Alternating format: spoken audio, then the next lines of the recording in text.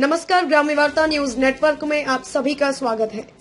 2022 के विधानसभा चुनावों में कांग्रेस अन्य पार्टियों को कांटे की टक्कर देती नजर आ रही है। बात करें राजधानी लखनऊ के मध्य सीट की तो पेशे से अध्यापिका सदफ जफर कांग्रेस की तरफ से अपनी ताल ठोकती नजर आ रही है। हमारे संवाददाता मोहम्मद शादाब ने कांग्रेस प्रत्याशी सदफ जफर से की विशेष बातचीत। लखनऊ मध्य सीट से कांग्रेस प्रत्याशी सदफ जफर जी, आइए जानते हैं कुछ बात। मैम, क्या कुछ तैयारियां चल रही हैं आपकी इस चुनाव में? लखनऊ मध्य सीट है जो काफी अहम सीट है। जैसा कि हम देखते हैं पिछले चुनावों को देखा जाए तो भाजपा की जो इस टाइम मौजूदा विधायक हैं ब्रिजेश पाठक जी हैं, जो कि मंत्री भी हैं। उससे पहले की सरकार का देखा जाए समाजवादी पार्टी से जो विधायक थे रविदास मेहरोत्रा जी, वो भी एक मंत्री रह चुके हैं। तो कहीं ना कहीं आपके लिए एक चुनौती वाली सीट है। मैम, क्या तैयारी चल रही, किस तरीके से आप अपनी बातों को जनता के बीच ले जा रही हैं, क्षेत्र की जनता की, क्या कहेंगे? देखिए, आपके सवाल में ही आपका जवाब है कि रविदास मल्होत्रा जी जो थे यहाँ पे मंत्री रह चुके हैं।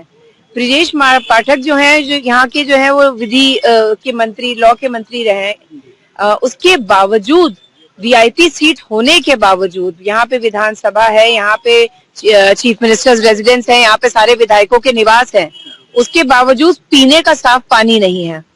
अभी मैं होके आ रही हूँ पीछे कॉलोनी में, हालत यह है कि कूड़े के ढेर से चलना मुहाल हो रहा है। लोग वहाँ जिंदगियां बिता रहे हैं, नन्हे नन्हे बच्चे वहाँ पल रहे हैं।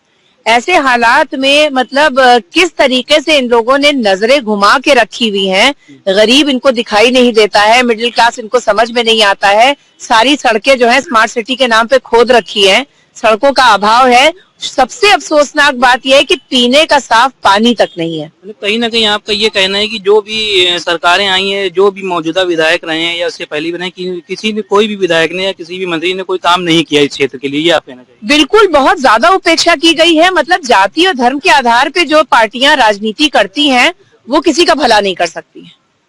भाई, बेसिक नीड अगर आपके पास नहीं है, स्कूल नहीं है, सरकारी अस्पताल साफ सुथरे नहीं है, अगर आपके पास डिस्पेंसरियां नहीं है, सड़कों पे कूड़ा भरा हुआ है, गलियों में चलना मुहाल है, हैदर कैनाल नाला उबल के लोगों के घरों में गंदा सीवेज का पानी हर साल भर जाता है, तो ऐसे सिचुएशन में आप अपने आप को किस तरीके से, मतलब अपने आप को ये जस्टिफाई करते हैं, किस तरीके से लोगों को नींद आती है, जबकि लोग यहाँ की लखनऊ सेंट्रल कॉन्स्टिट्यूएंसी के कितनी बुरी हालत में जी रहे हैं। अच्छा मैम, एक क्वेश्चन ये भी यहाँ पे आता है, जो लखनऊ मध्य की सीट है, इसमें कुछ एरिया ऐसे आते हैं जिसमें कहीं ना कहीं काफी मतलब जाम रहता है, लोगों के लिए काफी समस्याएं का सामना करना पड़ जाता है। कभी कभी ऐसा होता है लोग घंटों घंटों जाम में लगे रहते हैं। अगर जनता आपको चुन के लाती है, इस क्षेत्र से विधायक बनाती है, तो आपकी क्या कुछ रणनीतियां रहेंगी इसके लिए कि आपके जैसे कैसरबाग, तो छोटा सा एक एग्जाम्पल मान लेते हैं हम, कैसरबाग बस स्टॉप है, यहाँ पे काफी जाम रहता है, तो क्या कुछ इसके लिए कुछ आपकी रणनीति या कुछ इस तरह का विचार कुछ बना रही है आपको कुछ आगे कुछ? बिल्कुल, ट्रैफिक एक बहुत बड़ी प्रॉब्लम है, चाहे वो यहियागंज हो, चाहे यहाँ पर हो कैसरबाग हो, चाहे अमीनाबाद हो। ट्रैफिक एक बहुत ज्यादा समस्या है। डेफिनेटली ये हमारे ऊपर जो है एक बहुत बड़ी जिम्मेदारी है कि हम इसका निवारण करें, इस प्रॉब्लम को, ताकि लोग समय रहते अपने निर्धारित स्थानों पे पहुंच सकें। और ट्रैफिक को लेकर रणनीति बनाई जा रही है और उसके ऊपर काम किया जाएगा। मैम, आखिरी क्वेश्चन ये था कि जैसे क्षेत्र की जनता से आप क्या कुछ कहना चाहेंगी और आप किस तरीके से उनके बीच पहुंच रही हैं, क्योंकि जहां तक कि अभी देखा जाए तो चुनाव आयोग ने इस पर रोक लगा रखी है रैलियों पे या जनसभाओं पे, तो आप किस तरीके से जनता के बीच पहुंच रही हैं और कैसे अपनी बातों को सामने रख रही हैं? देखिए, डोर टू डोर कैंपेन करने की कोशिश कर रहे हैं, सोशल मीडिया का भी सहारा लिया जा रहा है। उसके साथ साथ लोगों से ये कहा जा रहा है कि जाति और धर्म के ऊपर उठ के देखें, क्योंकि अपनी बेसिक नीड्स के लिए, अपने रोजगार के लिए, अपने सम्मान के लिए, साफ पीने के पानी के लिए, बेहतर सड़कों के लिए वोट दें इस बार।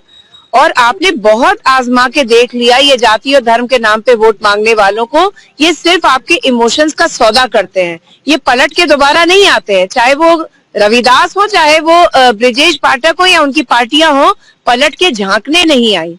मैं एक माँ हूँ, एक टीचर हूँ, मैंने यहीं पे संघर्ष किया है, इसी विधानसभा में मैंने मेहनत करी है, यही काम किया है, और रोजगार, सफाई, पीने का पानी, ये मेरे मुख्य मुद्दे हैं और इन्हीं के ऊपर चुनाव लड़ रही हूँ। तो क्या कुछ जनता से कहना चाहेंगे आपको वोट के लिए कुछ? मैं बस यही कहूंगी कि आप इस बार कांग्रेस पार्टी को आजमाइए और कांग्रेस को जिताइए, ताकि मुझे मौका मिल सके आपके बीच आकर काम करने का। प्रियंका जी जो हैं वो प्रतिबद्ध हैं इस बात के लिए कि आपको एक बेहतर जिंदगी मुहैया कराई जा सके, एक डिग्निटी की जिंदगी हमारी बहनों को मिल सके, जिसमें रोजगार हो, जिसमें बेहतर स्वास्थ्य हो, जिसमें बेहतर शिक्षा हो। तो इसलिए मैं ये कहूंगी कि इस बार अपने लिए वोट करिए, बहुत हो गया धर्म और जाति के लिए वोट करना। बहुत बहुत धन्यवाद, बहुत बहुत शुक्रिया हमारे साथ जुड़ने के लिए। तो ये थी हमारे साथ कांग्रेस से मध्य सीट से प्रत्याशी सदफ जफर जी। इनका ये कहना है कि इस बार जो वोट दिया जाए वो जाति और धर्म को देख के ना दिया जाए, इस बार वोट दिया जाए तो अपने समस्याओं को देख के वोट दिया जाए। तो कैमरामैन कमलेश के साथ मैं। ताज़ा खबरों से अपडेट रहने के लिए JWN नेटवर्क को लाइक, फॉलो, सब्सक्राइब कर बेल आइकन को दबाना ना भूलें।